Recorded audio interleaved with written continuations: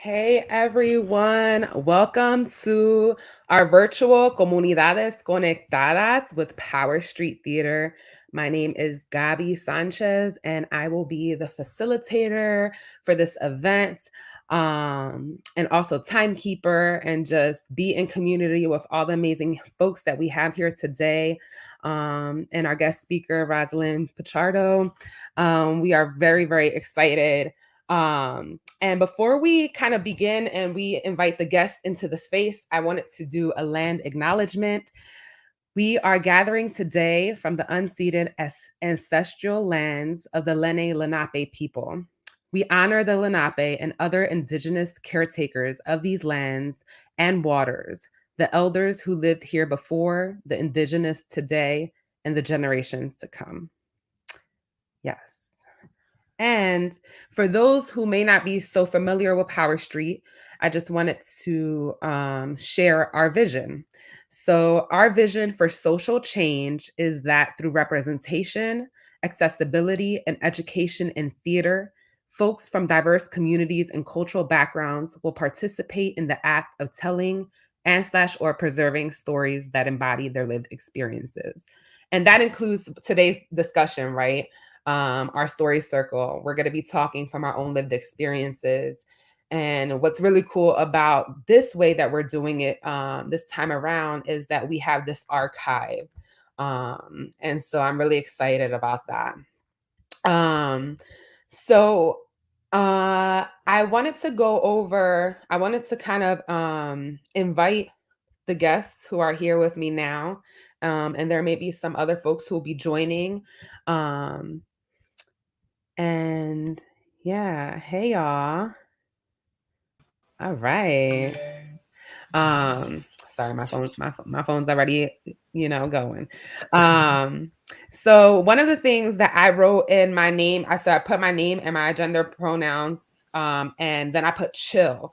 So I just wanted to before we kind of fully begin and I kind of go over some of the things that Power Street does when we have story circles, it'll be cool to just have a brief introduction to folks. So if you can say your name, how you're feeling, and what is your connection to North Philly.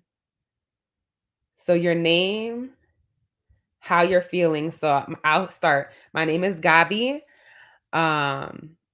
I'm feeling chill, as I put in my little tab there.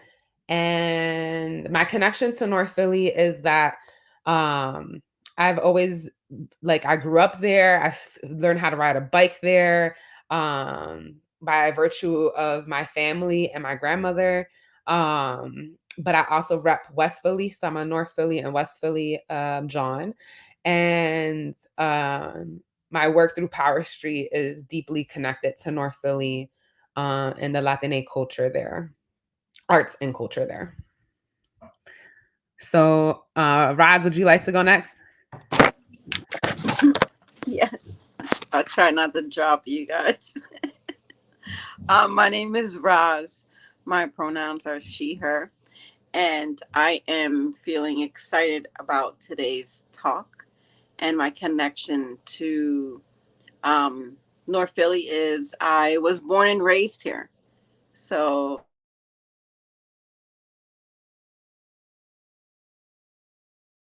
Awesome. Thank you. Anna? Hey, my name is Anna. My pronouns are she, her. I was born and raised in North Philly, and I still work in North Philly, so that's a connection. And what do you do? What do you do? for folks who may not know?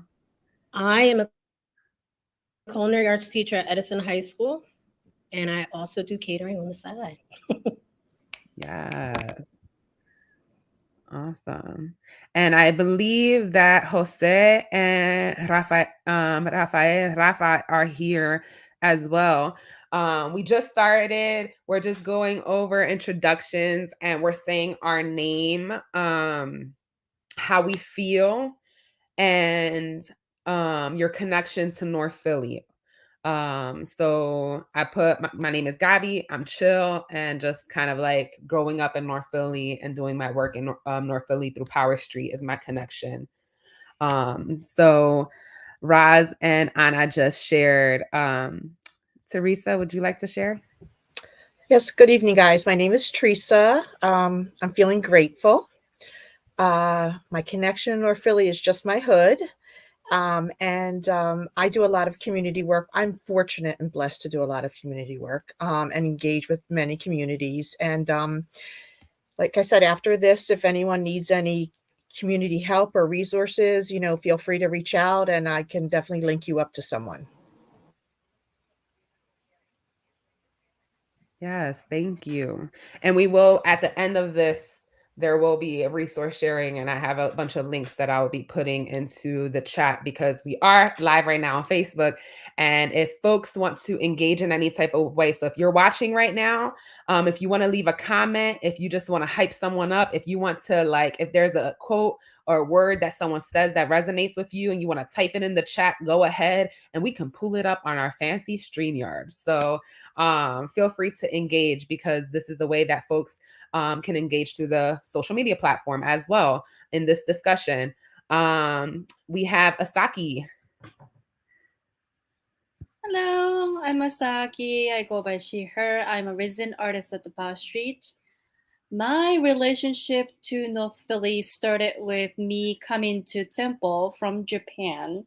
And I was very naive, very quote unquote innocent. And I was a little bit shocked to be thrown into the Temple campus in the middle of winter. And I was like, this is not 90210. Definitely not. Yeah, it's not. But then I grew to know and appreciate the culture and arts and the vibrancy, especially through the work in Power Street. So yeah, it's a little bit of a, I don't want to say love and hate, but like, yeah, relationship that. Yeah, it's real. Love-hate relationships can totally happen with our communities and our loved ones, right? Any relationship can have that, right? Even within myself, sometimes I love and hate myself. No, I'm teasing. I'm teasing. Thanks, Saki, for sharing. Jose, your name and how you feeling and your connection to North Philly.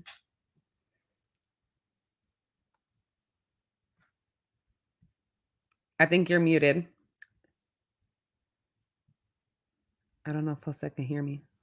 Yeah, he said he cannot hear anything in the comment. Oh, I see. How about I see. I'll come back to you, Jose, once you figure it out. Rafa. Oh wait, Jose, can I you? hit unmute. I think that Okay, means there you you have go. to hear me, but I still can't hear you guys. You can't hear us? I don't. I can read your lips, so I know you just asked me if I can hear you, but no, I can't hear you guys at all. Should I? Okay, we can hear you. Should I try logging out, logging back in? Yes.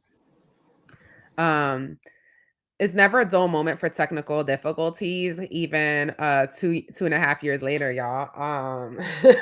But that's why I appreciate I still appreciate technology because it keeps us humble, you know.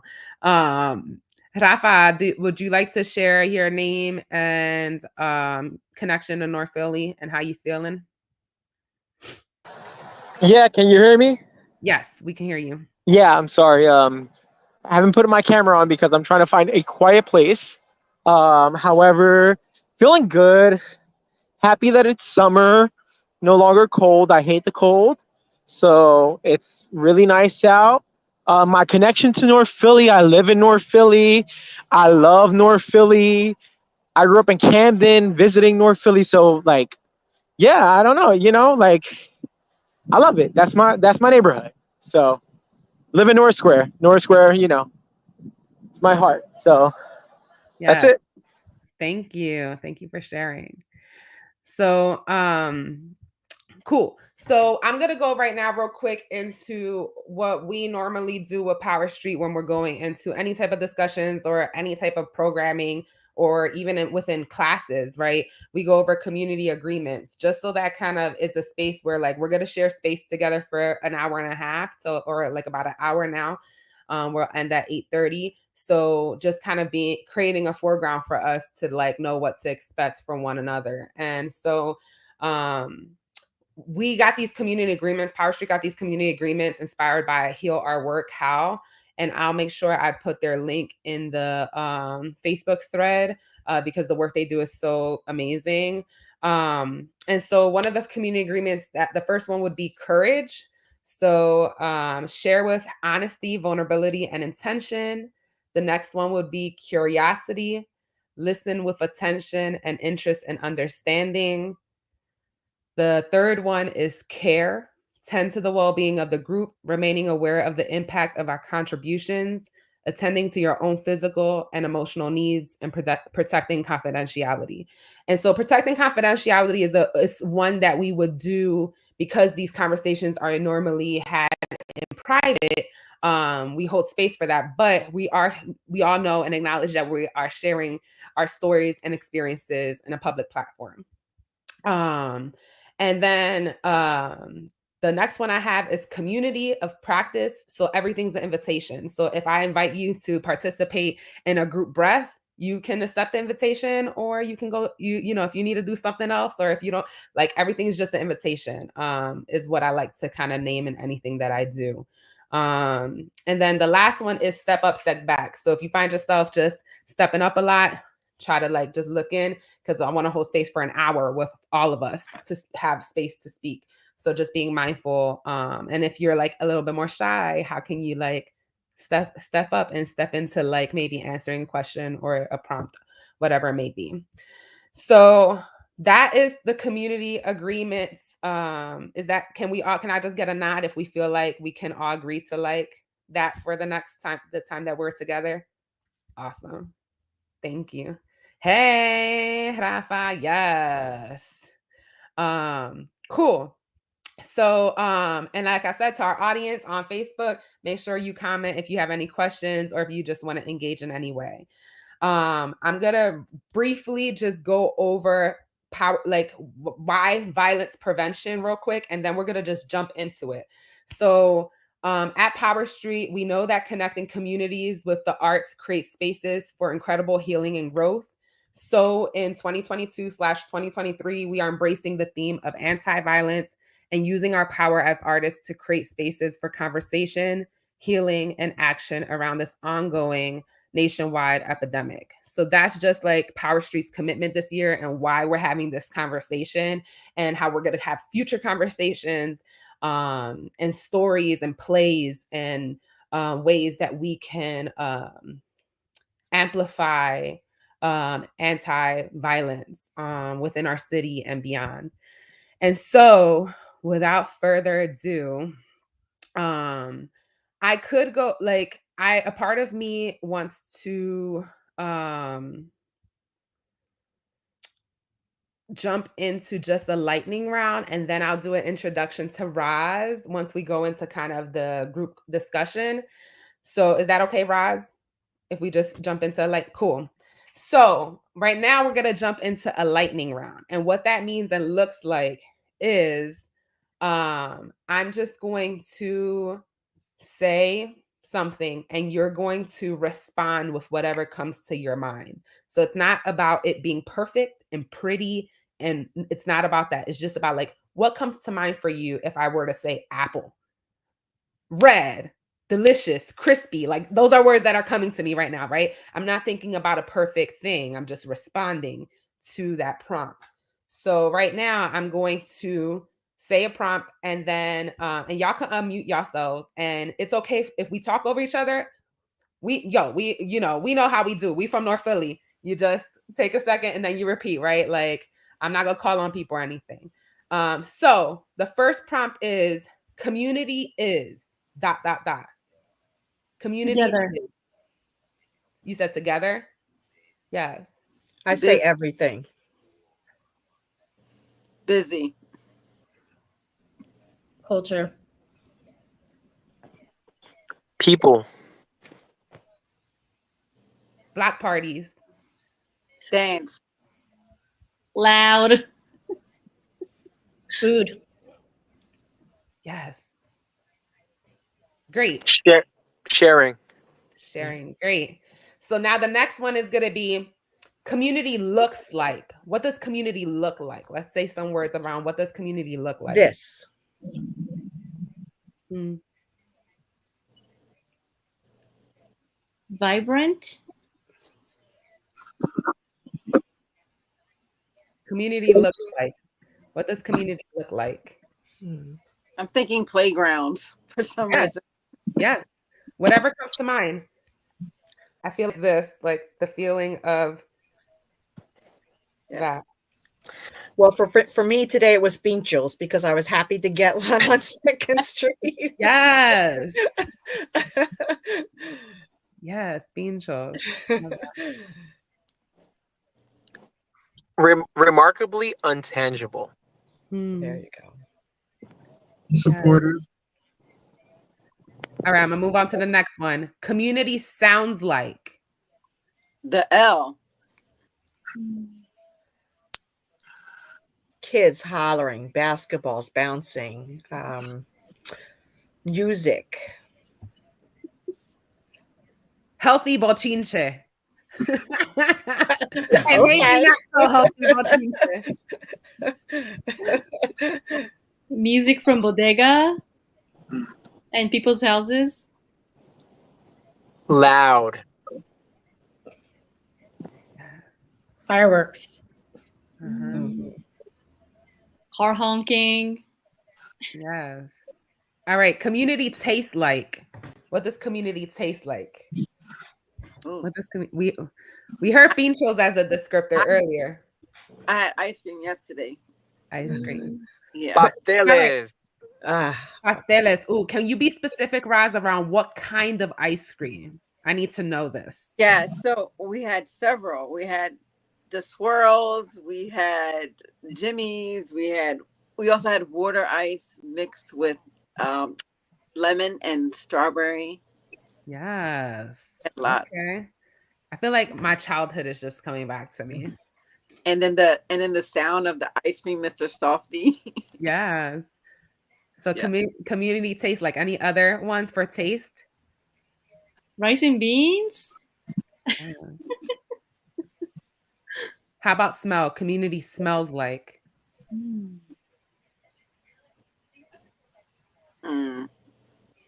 It stink right now. Listen, we can keep it real. Stink, right? Stinky. I was gonna say weed. I was just gonna say that too. Listen, we gotta keep it real though, right? Like yeah. I was near trash today, so it smelled a little bit like sewer. Where I was like, yeah.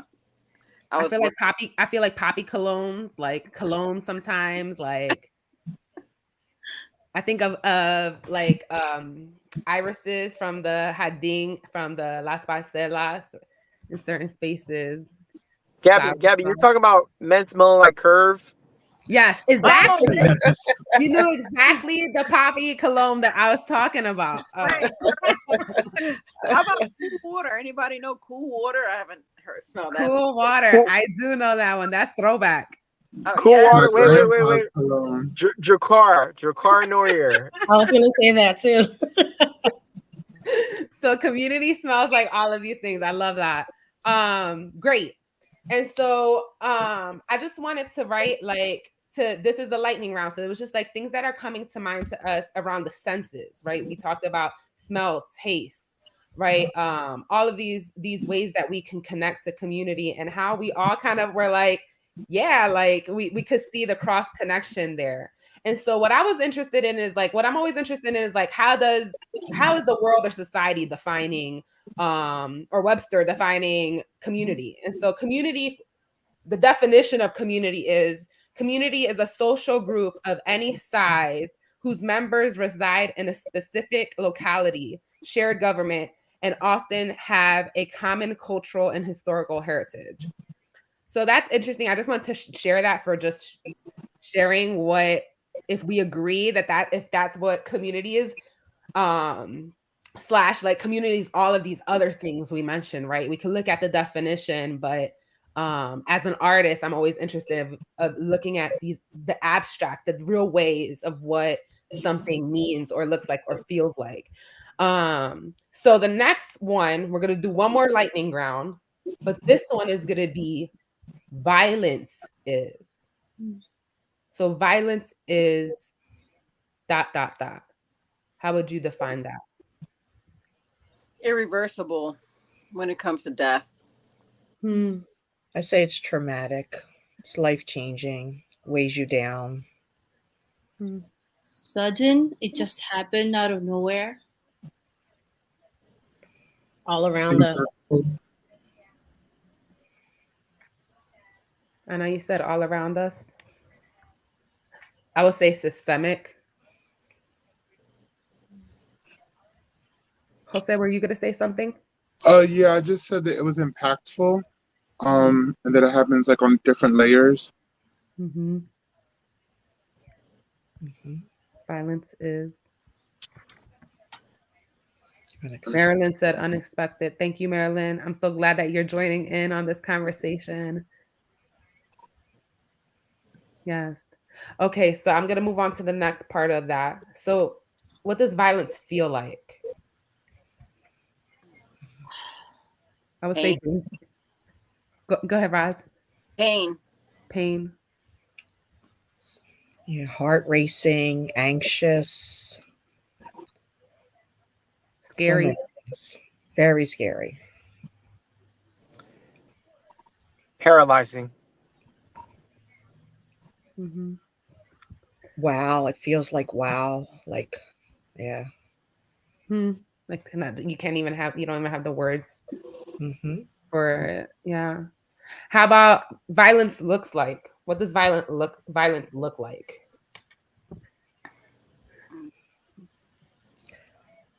I don't even know at this point because we're seeing it in so many different ways and so unexpectedly. So I don't have an answer for that one.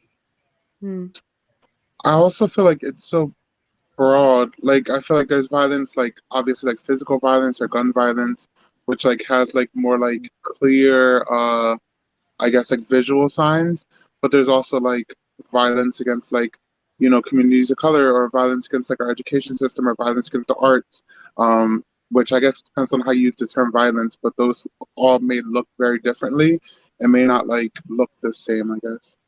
Well, that's the same thing. Yeah. But I'm being very vague around violence because I want to keep it open right now. That's a little intentional. But yeah, like violence could look like so many ways, but even challenging you to think abstractly, right? Like what would an abstract image of violence look like? Bruises.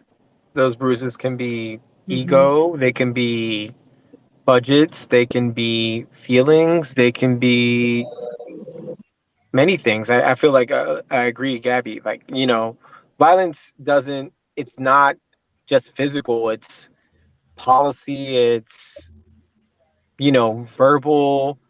It is a way of someone asserting power that hurts someone else intentionally.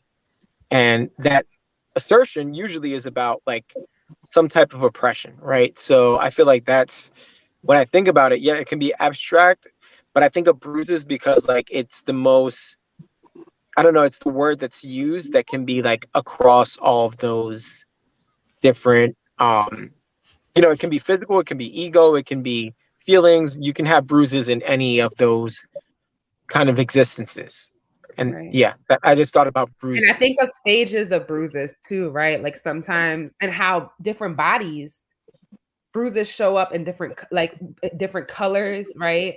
In different magnitudes on different bodies, right? I think of when the healing to my bruising for what it looks like on my body and my skin.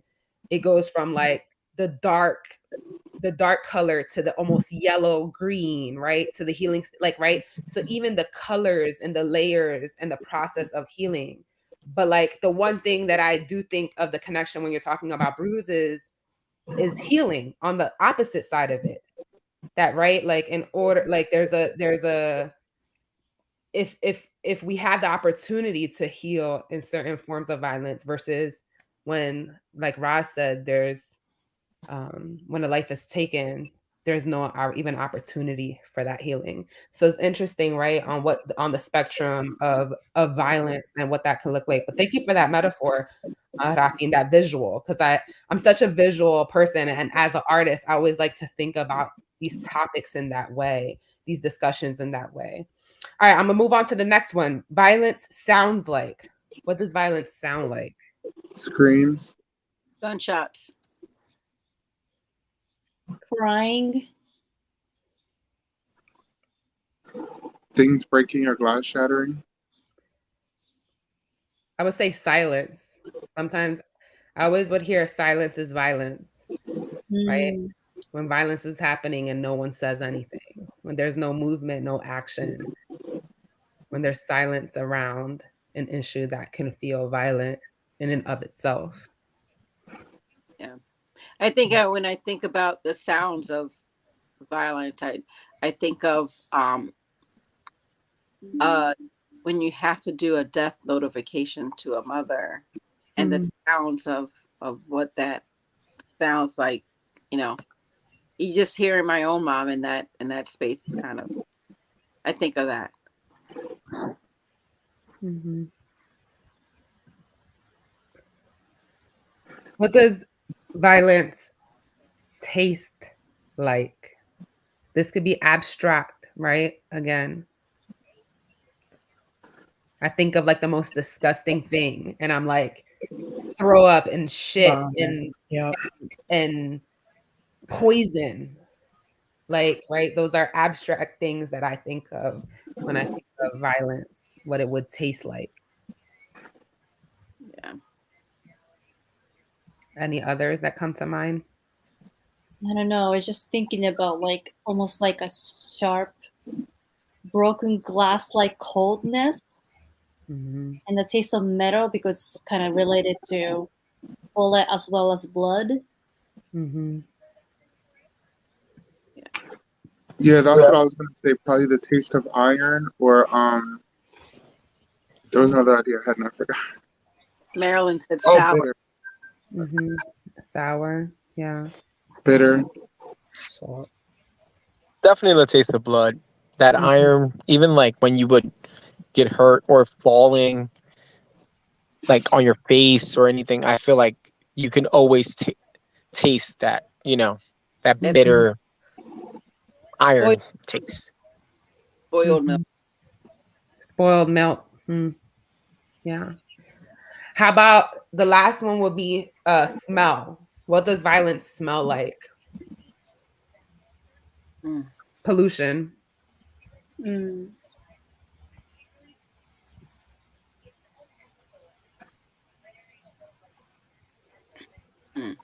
Like ground, whether it's going to be asphalt, concrete, or dirt, because you fall on the ground.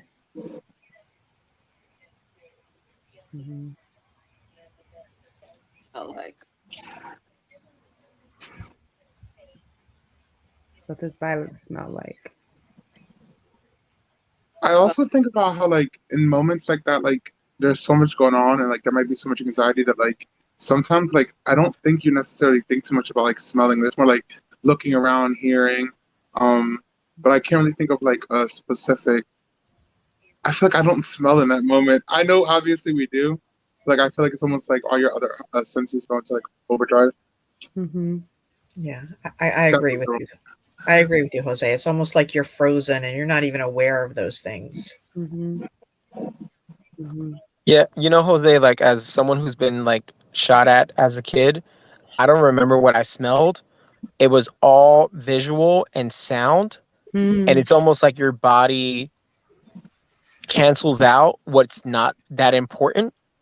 I agree. You know, and I hate to use this example. You know, like when you're like you're parallel parking and you lower the music, it's like you need to sharpen a certain sense, and I feel like your body, for me anyway, during that instance, I don't remember what I was smelling until I smelled the bullet that I picked up that was for me. You know, like, and I do remember that, but like you're at the moment of that violent moment, I don't remember a smell. I remember everything I saw, everything I heard, everything I felt, but nothing I smelled.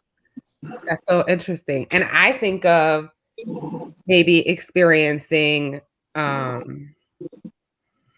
experienced a violent moment with someone where my life was in danger and we were very close in connection. And I remember the smell, the stench of this person. I remember the alcohol. I remember their smell in particular. And so it's very interesting, right? On how based on it's based on individual experiences around violence, like what senses are heightened, right? And how that's going to look different for some folks. And like, and I wonder if it's in connection, if based on the violence you're experiencing, does that look different, right? If you're dealing with sexual assault, right, versus like being shot at, does that look different when it comes to the sensitivity of smell or sight, right? Like, because we're talking about that violence is such a wide spectrum and can look so different. But I love that like our senses are so powerful. And I feel like our senses always bring us back to like connection too, as we share these like stories that come up or experiences that come up from us. Different senses kick in, Elena said. Yeah. So I'm gonna give just the definition of violence, what it says, and see if we agree or if there's anything that comes up for it. But violence is behavior involving physical force intended to hurt, damage, or kill someone or something. Violence is a strength of emotion or an unpleasant or destructive natural force. So that's the language that's used to describe violence. But I like that, like, again, with this activity, we get to use more words and descriptives and visuals to describe what that looks like. So real quick, and then we'll go into our group discussion and I'll do an intro for Roz. But before we move on, I'm just interested in like, was there a discovery for anyone in just doing this quick impromptu, like, There was for me, because when you mentioned alcohol, it was such a trigger for me that I actually blocked that out when you were saying that incident that happened to you, and I'm sorry that happened to you, but you remember the stench of alcohol, and I just realized like that was such a trigger for me because that took me back to my childhood where my father was, very violent and he was an alcoholic, and I'm like, wow, she's so right. That is something I associate with violence. So yeah. It's just amazing how we block certain things out and then things occur and it just triggers it. Mm-hmm. Thank you for sharing. Anyone else? It could be something you discovered or something maybe that was challenging. Anything before I move on to the next? All right. Cool. So, before we move on to the next thing, I just want to create a ritual, and this is an invitation. You don't have to do it, but I am going to take a breath because I think we went from one extreme to another, right? We went from talking about community. Did you see the physicality when we were talking about the community? We were all kind of laughing. We were all kind of in it in a different way. And then once I brought it to violence, that shifted the energy, right? Mm-hmm. Like, did y'all feel that? Yeah, it was very heavy. Right. And so also like acknowledging that today, what we're doing, this is work, right? To even talk about this triggers may come up, right? So holding space for like, I like to do rituals on just breath.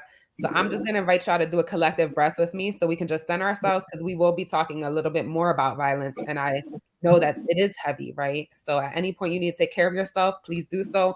I'm going to take a breath and I invite y'all to take a breath with me. So I'm going to inhale for 4. I'm going to hold my breath for 6, and then release for 6. So I'm inhaling for 4, holding my breath for 6, and then releasing my breath for 6. All right. So I'm going to do it now. Inhale for 4, hold for 6, release. 1 more.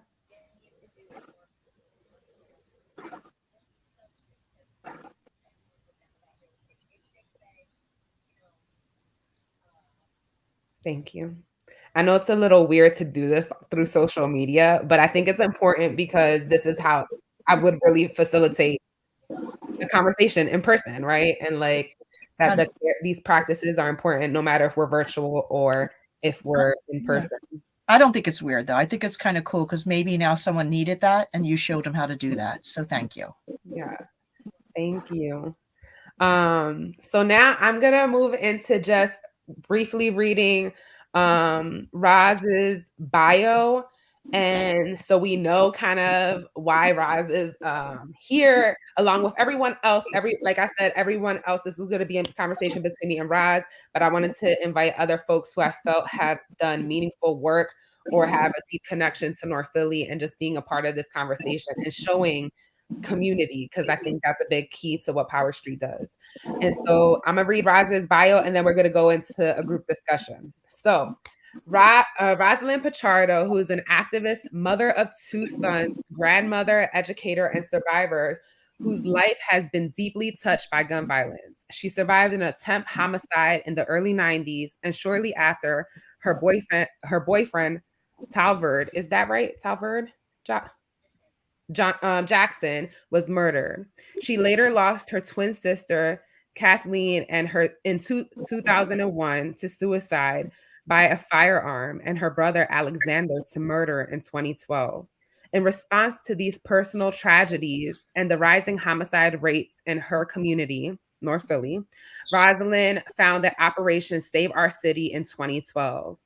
She works with families of homicide victims to advocate for justice and for legislation of stronger gun control laws. Rosalind provides support groups for families. She also trains people on how to stop the bleed, a course on how to stop the bleed if someone is shot, stabbed, and how to provide first aid to someone in crisis. Rosalind has given out over 3,000 gun locks in community kits.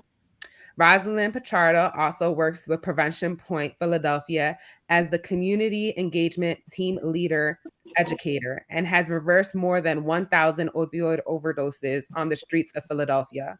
Rosalind works with the EDA as a facilitator of arts and programming for at-risk youth suffering from trauma who are living in communities that are underserved. She also works with Temple University Hospital in the emergency department as a trauma victim advocate. Rosalind has been featured in numerous press pieces around her story as an activist and advocate. She has been featured in few documentaries, Hello Sunshine, Kensington Crisis, Tipping the Pain Scale, and Woke Philadelphia. Can we just give like some hands to Rosalind and Roz? Yes. I personally have always admired Roz's work. And I remember seeing Roz do an installation years ago at West Kensington Ministry on the steps. And West Kensington Ministry is in North Square Park, where Power Street has had a lot of our shows and our programming and these conversations. And I always told myself, one day me and Roz are going to work together. And a few, years later, we're finally here, but I'm so glad that this is the first, this is the introduction to us kind of working together. And so, Roz, thank you so much for all the work you do. I just really want to name that and say that, along with everyone here who's also a guest. I admire you as people and all that you give to your families, to the community. And as I was saying earlier, y'all are community caretakers, and I love that about each of you. So now I'm going to go into group discussion, and I would like kind of Roz, I'm going to have you, if it's okay with you, to kind of be the person to lead the conversation, with the question, and then anyone else is free to engage after Roz kind of answers. So The first question I have here is, what are different kinds of violence we experience in our communities and our homes, right? And maybe like, I don't know if you like first person story, like, and you don't have to share for other folks, but like for Roz, like in your bio, right? I read that like you lost a boyfriend, you lost your sister, you lost your brother, right? Those were examples of how violence has, you've experienced it, whether in your own home, slash like doing the kits for the community. But like, can you share a little bit more about like what are different kinds of violence you or slash we experience in our communities or our home?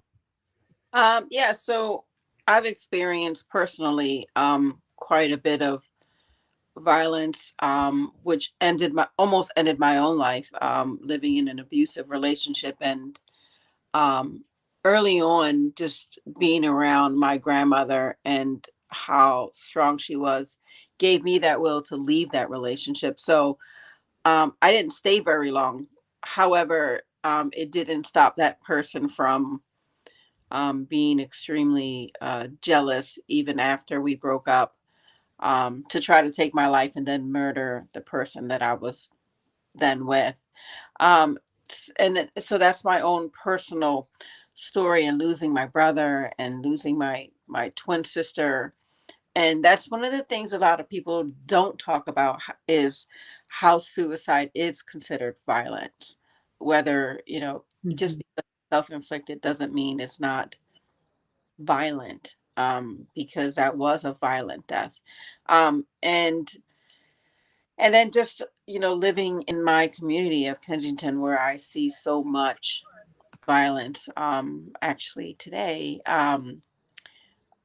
earlier today, before coming on to here, someone was stabbed at McPherson.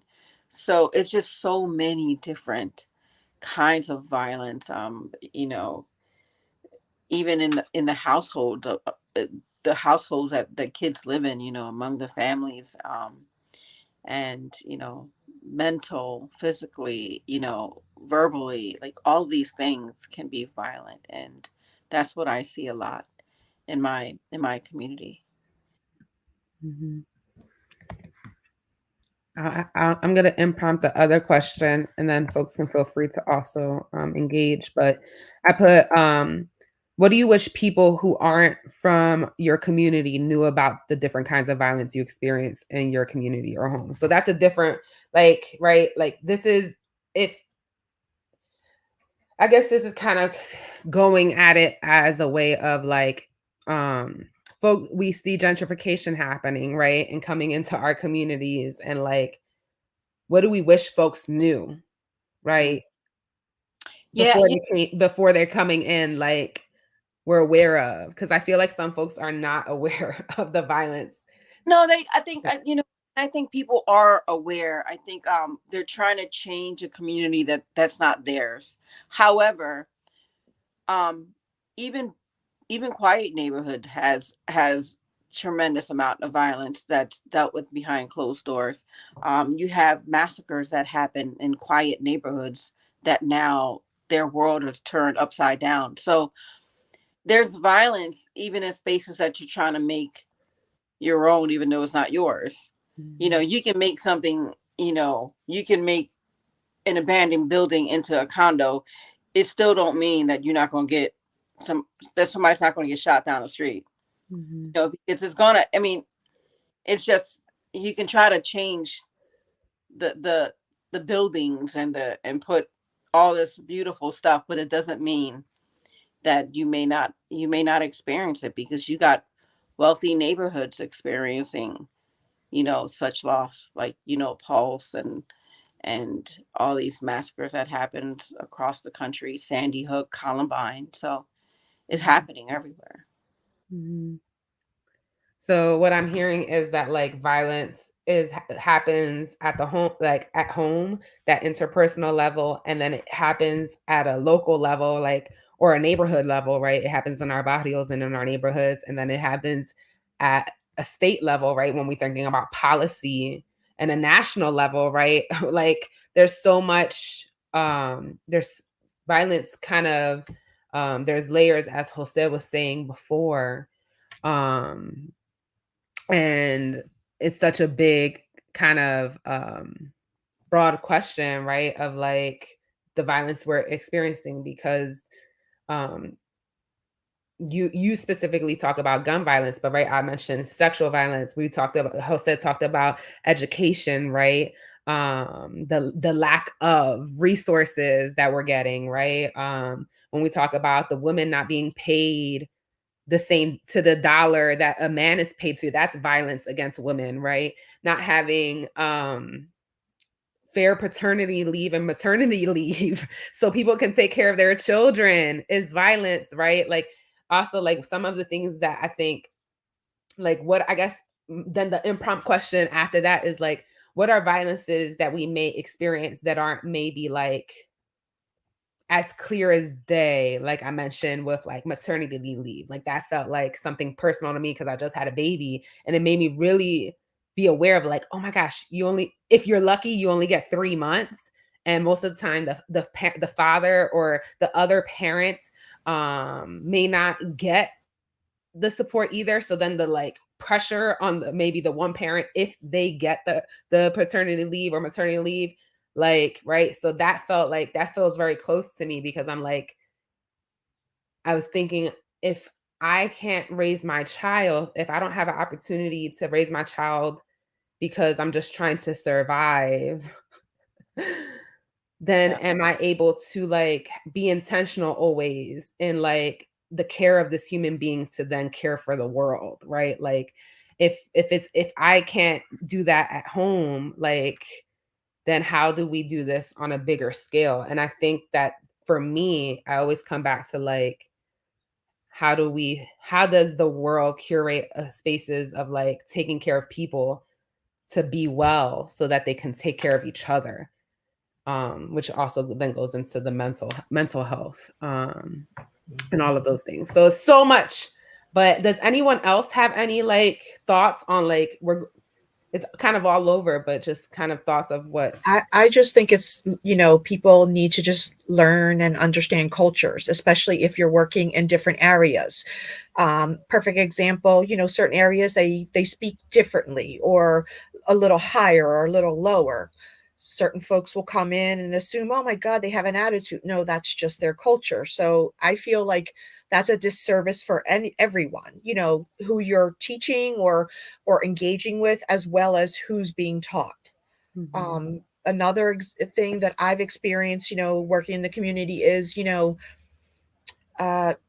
men and boys, and they're just not allowed to talk about how something is bothering them or how it feels bad, and that's another cultural thing that needs to be changed within us, and it needs to also be understood that that is their culture, and you need to deal with it differently. So for me, I feel like not being aware of the cultures that you're engaging in is doing a disservice to everyone. And I believe that is an act of violence, because that brings anger and dismay and discouragement, and nothing positive comes from that, especially if you're engaging with someone and you don't understand what they're doing, and vice versa. That's just what I've experienced in the community. Thank you for sharing.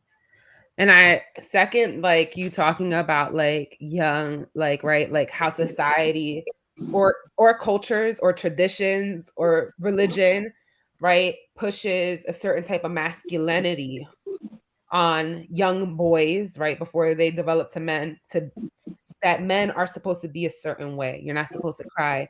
You're supposed to be strong. You're supposed to, right?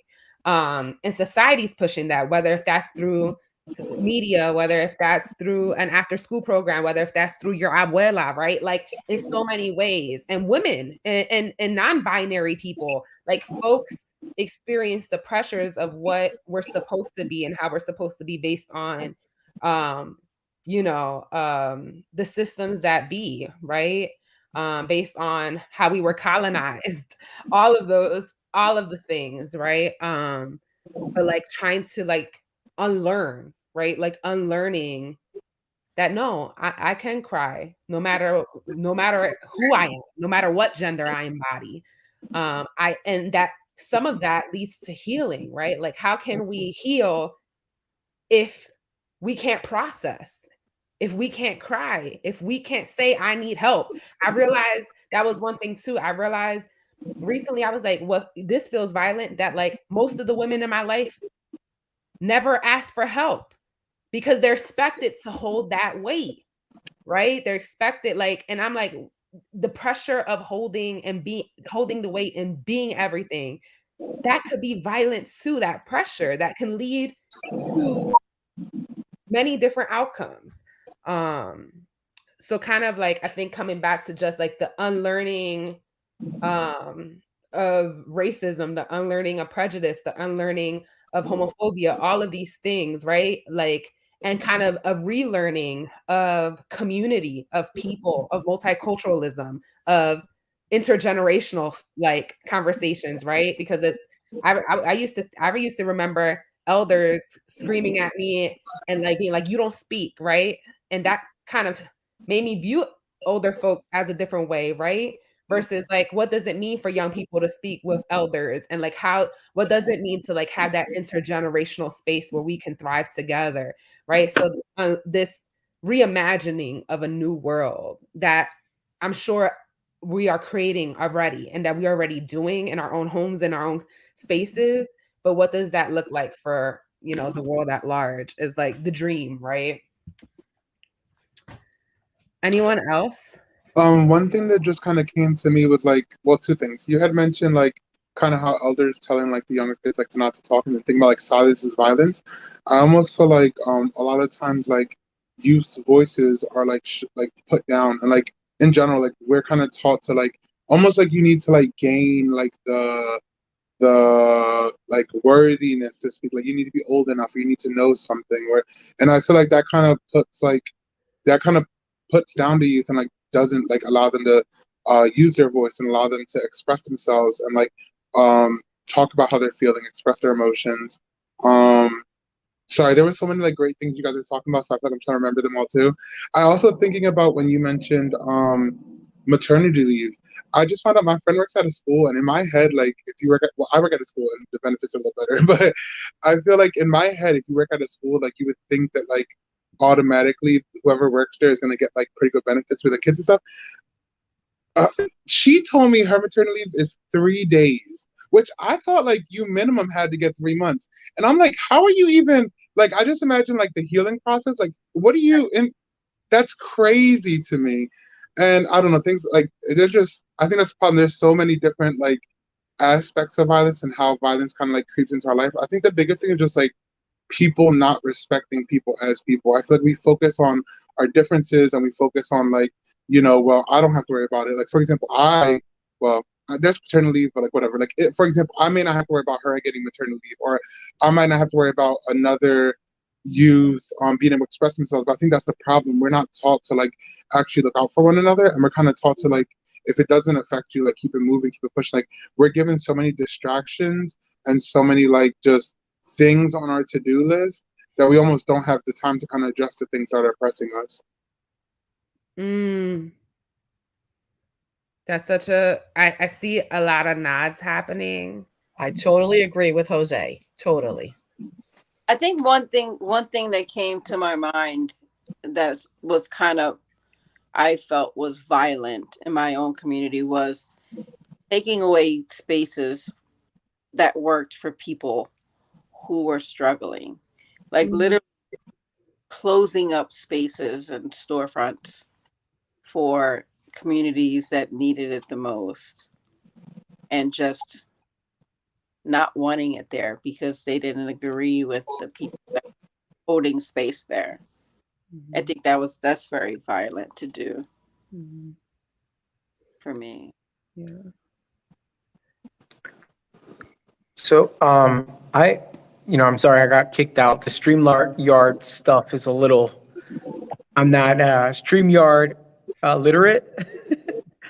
But I was thinking about this, and I talked to Gabby before she invited me to this conversation, which I'm thank you, Gabby, for thinking about me about this. You know, like as just a little bit of my background. When I was 8 years old, I was a victim of gun violence. I don't really talk about it because, you know, I don't think we've ever in our community. There's a, you know, I've paid for therapy now, but you know, we don't we don't take our kids to therapy, or we didn't in the 90s.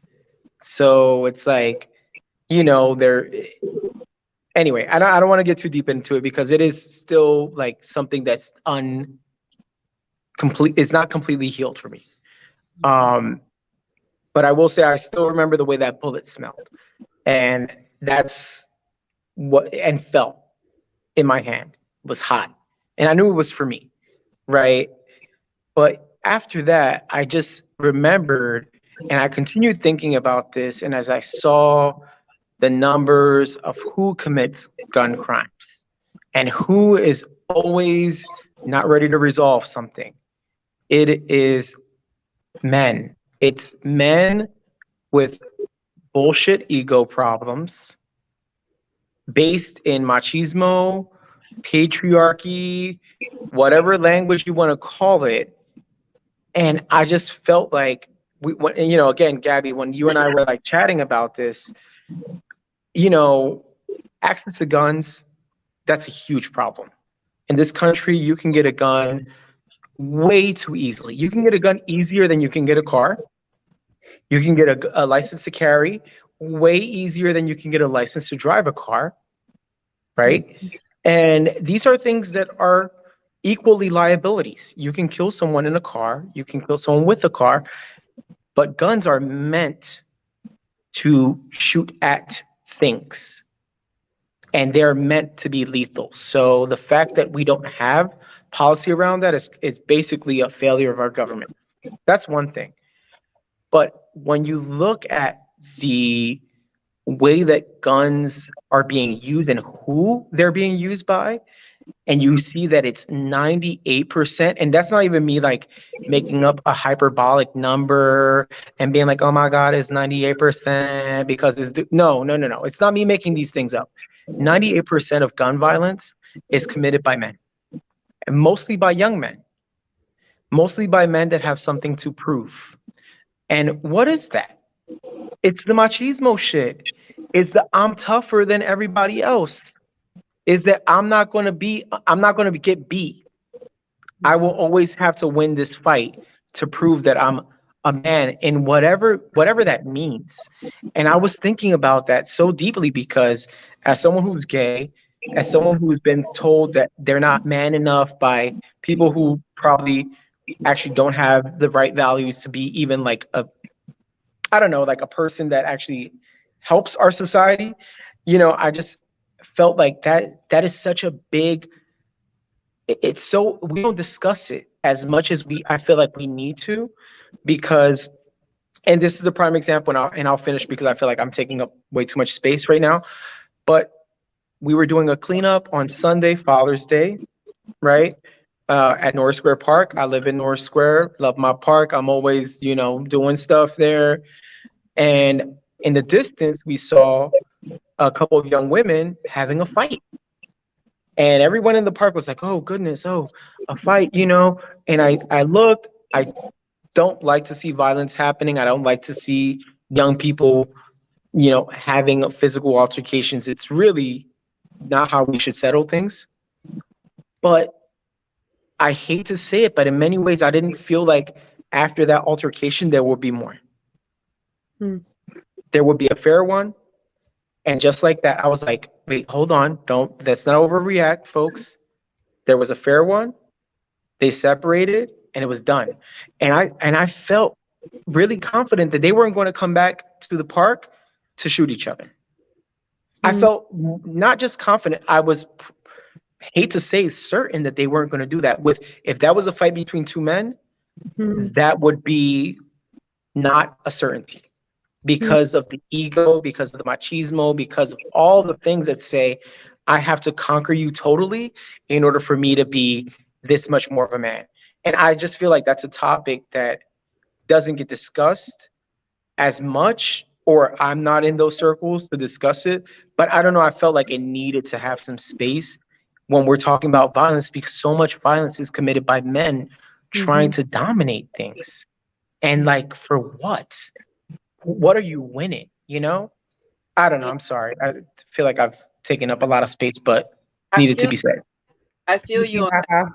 I feel you on that because I see I work in one of the largest trauma bays in the country, and some of the stories that I hear start from something so minute, and it's always a lot of times somebody's ego was bruised when Mhm. that kind of stuff goes down, but also um, what I've also experienced in my own situations is that the person who tried to end my life wasn't a violent person before we dated. He was shot. He was shot in his face and in his leg, and then his unaddressed trauma changed him. Mhm. Never was addressed. It changed completely who he was. He became verbally abusive, mentally abusive, physically abusive. You know, held me captive in this room for weeks on end, and it wasn't the person that I fell in love with. This the violence that took place in his life changed who he was as a human being, and because he didn't address the trauma, that's what happened. He became the shooter. Mhm. And a lot of times, a lot of these young folks are shot, you know, multiple times, and they never deal with the trauma. Some of the young folks are abused at home, not dealing with these traumas. So when you don't deal with the traumas, these pains that they carry, these pains that many of us carry, has somewhere to go, needs somewhere to go. You know, um, whatever pains we have, we have to release them in some kind of way, whether that's art, whether that's dance, whether that's writing, whether that's through outreach, whether that's um, working in the field of advocacy and activism. So it may look different for some folks, but when you don't address this trauma, you can be someone that you're totally not, you know. And when I asked, you know, because when this happened to me, when he almost took my life, murdered my boyfriend at the same day, I I took some time to figure out how I was going to ask a question to this person who almost took my life. And I built up this courage. I built it up, and I went to the prison. And I remember sitting across from him, and I just wanted to know just one simple question, and that was, why did you try to kill me, and why did you take Talbert's life? And we do this to heal ourselves, right? To get answers. I didn't get the response that I wanted. You know, the response that I got was because you or him didn't deserve to live. That was the response. However, mustering up that courage gave me more power than the answer Mhm. that he gave. Mhm. So the response didn't even phase me by the time I was like, man, how the hell did I even do this shit? How did I go to the prison to literally sit across from this person that almost took my life, murdered my boyfriend? How am I doing this? And Mhm. so the response wasn't the thing that gave me it didn't take any power away from me. It didn't do anything, but the willingness to get this courage. And that's what you know, when we're addressing these traumas, we address everybody addresses it differently. And for me was facing it head on, and now becoming a person of advocacy and activism and holding space for people who are feeling the same exact pain that I felt as a survivor, and as a person who lost so much to gun violence. So when we think about where this is coming from, a lot of times it's coming from unaddressed trauma and egos, and Mhm. people who think that when they carry a weapon, that they don't need to solve anything else with let's have a square one in the street, because they got this thing that they feel like gives them power, and Mhm. that's the gun that all they have to do is pull the trigger, without them really thinking about the magnitude of what this bully can actually do. So when you look on social media platforms, Instagram, Facebook, and all these things, guns is a thing. You know, pretending carrying, pretending you're strapped while you're taking a photo. If you look at a lot of the young folks' images when they take photos, that's how they pose because they think that this is a trend to carry a 9, to carry a 22. I mean, they think it's a trend until they realize that carrying a firearm comes with so much consequences if you kill someone. And sometimes I don't think that they want to kill anyone. I think a lot of times they do it because it's a trend to have it. And then when they're in a mix of something and they're not trained on how to use a fire, they just buying these ghost guns off the streets and all this stuff. And they don't realize because they don't have that skill to talk things out, and they don't have that that mindset of let me walk away. I don't have anything to prove. They're not in that mindset. So a lot of times this pain runs so much deeper than um just the when you physically seeing someone, but it comes so much deeper from the trauma they've experienced or the neighborhood that they grew around and the trends that they're watching on social media, because a lot of times they're not being supervised. They're just the streets are raising our kids. And that goes back to kind of what I was talking about earlier, is like how systemically we create systems where we can thrive and not just be surviving and actually caring for our families, right? If you think about it, a structure easily, kid goes to school, they may go to an after school or after school activity, maybe, right? If that's offered to them, if they have the opportunity to do that, and then they come home, like, right? So when is this? And most times we're living in a culture where people are not sitting at the dinner table with their children and asking, like, right? And I'm not saying that doesn't exist. I'm just saying that I do feel like there's less of a culture to be together and break bread and be in conversation around things that are impacting us, right, in our days. And so what I heard real quick, Roz, from what you were sharing was like addressing trauma is actually a preventative action, right? When we can address trauma, when we can heal, and you were talking about healing looked like courage for you, right? And healing looks so different for everyone else. But when we're able to even just acknowledge that we need healing, that to acknowledge, like Rafa was saying, I may need therapy, right? That like this trauma will probably never leave me. So how do I find tools to navigate it? Because there's a lot of traumas that I've experienced, and I'm not quite sure my lifetime will ever leave me, or that I won't be triggered if something comes up. But I have some tools in my toolbox to be like, all right, how do I work this anxiety? How do I gain my breath back? How do I feel my toes on the ground to get me back to reality when I feel like my body's escaping, right? Like those are things. And a lot of the times, like we were talking about, it's about a lack of resources, about a lack of disregard. I remember I've worked with kids from all around the school districts of Philadelphia and community centers, and there is also a lack of care for sometimes their own lives. I found that within my own students sometimes, of like just being like, nobody cares about me, like, right? There's this thing of like, right? What happens when you're a young man, a young woman, a non-binary person, whoever, that feels like no one will care if I existed on this world. What does that feeling feel like? I tried to think about that. And yes, in my mind, it would be so easy to just disregard someone else's life when I don't care about my own, right? So how do we create a culture of actually caring for people, right? And also addressing the issues at hand, that yes, let's look at these statistics that men are doing,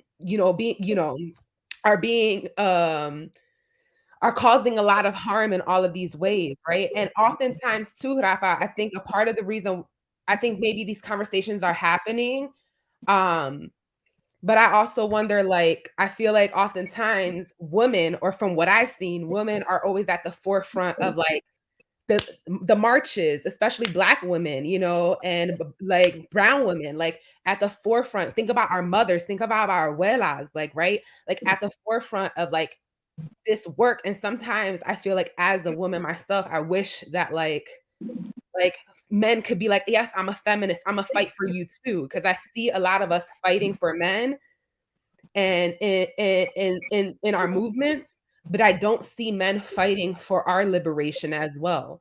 And so I think, and right, and then and what does it also mean for to fight for LGBTQ liberation, right? And trans liberation, like all of these liberations that we need to exist because like Audre Lorde said, we're not free until we're all free, right? Like, and so with that said, we're at 8:15. We got 15 minutes, and I want to do one more exercise with y'all to kind of get us to kind of think about something. So we're gonna go back into a lightning round.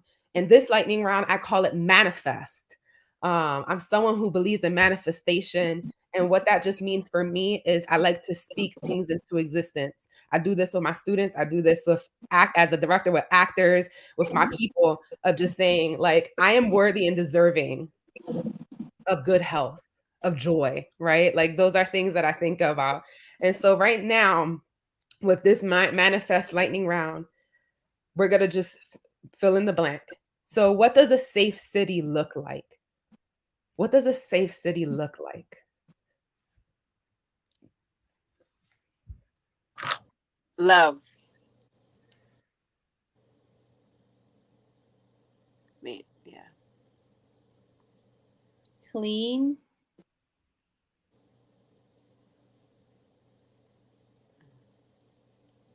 More garden. More gardens. Yeah.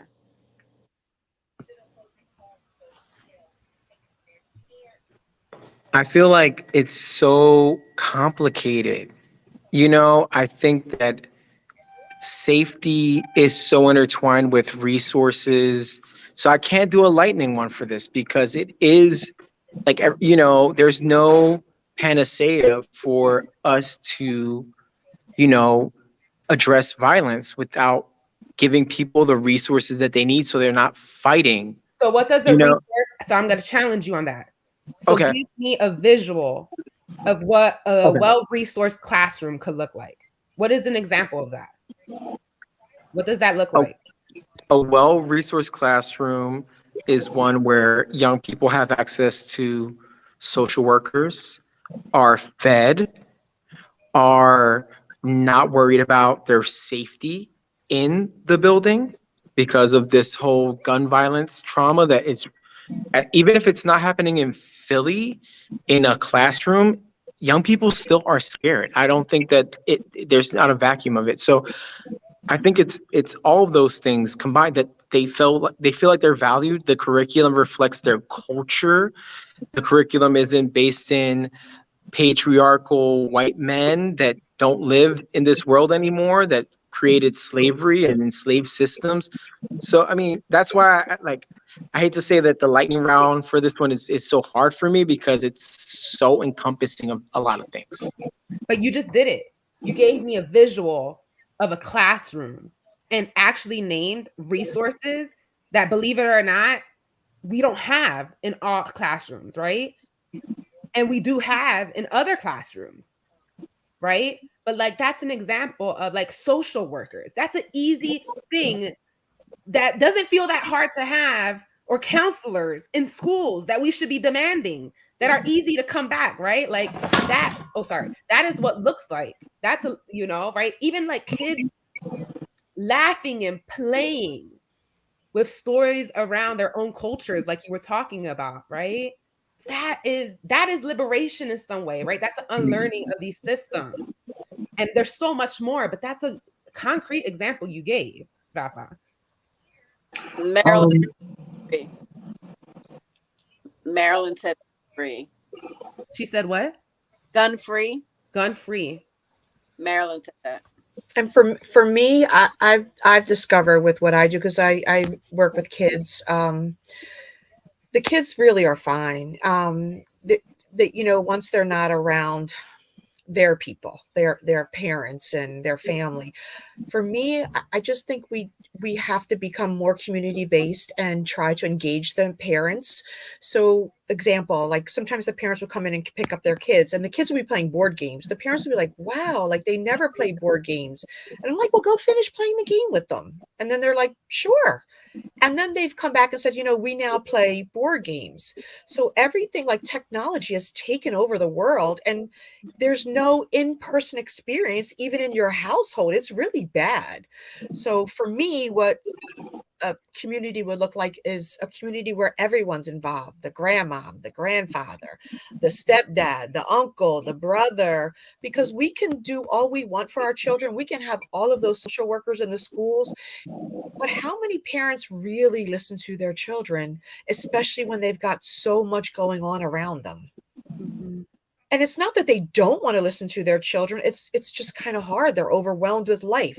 So let's figure out ways to get the parents involved and to have them come in. And any parent's going to come see their child in a play, or hey, I'm in a chessboard tournament, or things like that. For me, it's just involving the family, the parents, the caretakers, and I think because they're traumatized too. So Mhm. that's a traumatized you know they're traumatized folks as well. I'm a traumatized individual. We're all traumatized. So we can help our babies all we want, but if we're not we're learning along with them, Mhm. then how is that going to change? Yeah. That's Alina, just Alina my put intergenerational. And it's like that interpersonal connection, like you're just talking about, is like being with each other, right? Even in this space right now that we're virtual, like I can feel y'all and it feels so nice. Like I feel like, oh, I haven't had one of these community discussions in so long. And it's really fueling me because it reminds me also I'm not alone in this fight. Amen. And that I do have some hope and for what this can look like, even if it's right now basic level, Rafa, of like these are common sense things that we should have access to. But I think it is about going back to the basics and then continue to dream forward and pushing the new generations to push forward and be able to be a little use art. I always use art as an abstract tool to imagine. I want to honor our time, so I'm trying to keep us on time. We're at 8:22. Did anyone else want to just address before I do closing? What does a safe city look like? And actually, what you can do is, what does a safe city sound like, taste like, smell like? You can address any of those senses. If anyone wants to jump in. Jose, I saw you raising your hand. I had something I was gonna say, related to what we were kind of talking about before. I feel like one of the major things I was thinking about when we were talking about like masculinity and gun violence was like again going back to like not having therapy, not like expressing our emotions, not crying, and like being taught to kind of like even how you mentioned like being as a kid being told not to talk and having to prove yourself. And I was trying to think of like something I do with my students that kind of like would help kind of communicate. And I feel like one of the big things we do is we do like circles of like check-ins, I guess, and we just do like a daily check-in where we all talk. And it's amazing to see like on day one how they're all like don't want to talk now, come here, but eventually like they really do open up and they'll talk about like really stuff that I'm like, we are okay, like, but it's like serious stuff. And I feel like that's one of the biggest things, just learning how to like to communicate. And I feel like even thinking about my nephew, he's like 18 now, 19, 18. And like they don't express their emotions, they don't like to cry, they don't like to talk about it. I feel like it's because like that's how we were raised. You're not taught to express yourself. So all that to say, I feel like just like talking more with other humans and learning to like connect, express yourself, and learning that like emotions aren't a bad thing. I feel like all those things can help with gun violence, because I feel like gun violence is like I don't know how to say what I want to say, so I'm gonna like try to do this action to prove a point, if that makes sense. I know it's like way deeper than that, but Yeah. and that's all. Thank you so much. I find sometimes so when I do the programming, so I work for the DEA, and a lot of times when I tell people that I work with the DEA, they automatically assume that, oh, she's like law enforcement and all that stuff. I'm like, no, bro, I do some art. I just do art. And when you tell them that, it's just like, and you sit the kids around the table and just bring like paper and paint and you start to draw that. For me, it's like a tree. And what would you put on this tree to make it grow? And then and then I'm amazed by, and then you give them the cameras, and then by the time I develop the film, they put the pictures that they take of what they see in the community. I mean, I'm amazed. Like, these are like future photographers.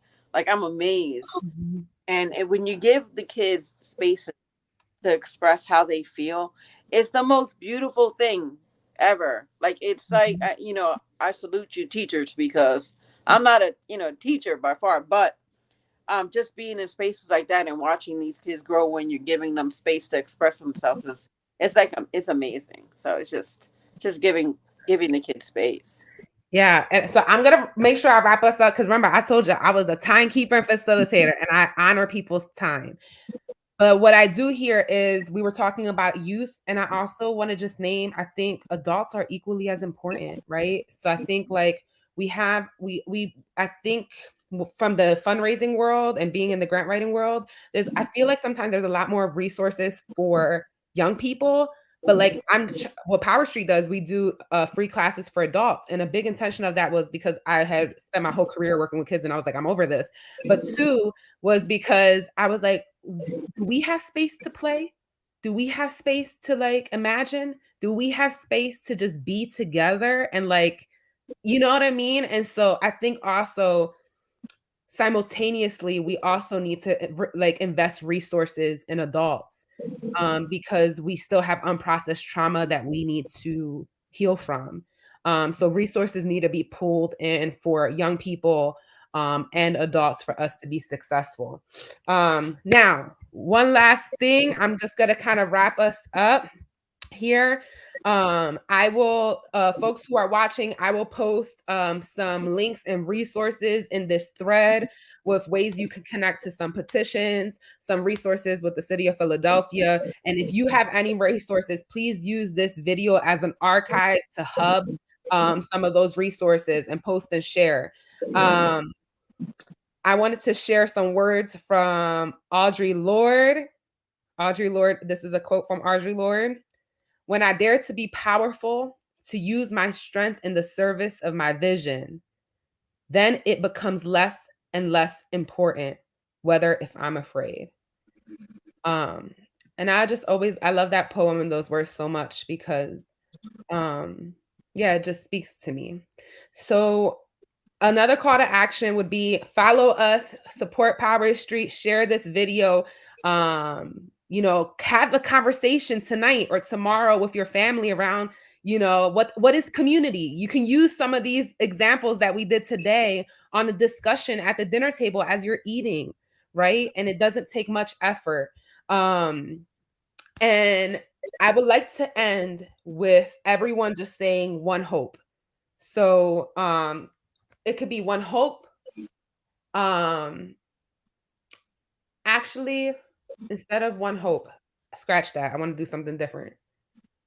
I want to check in on just how you're feeling now after being in community with each other and tackling this very complex discussion around violence, around community.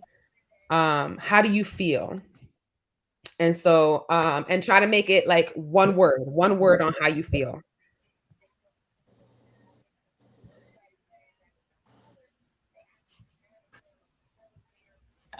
United. Deeply in thought. I feel safe. Pensive.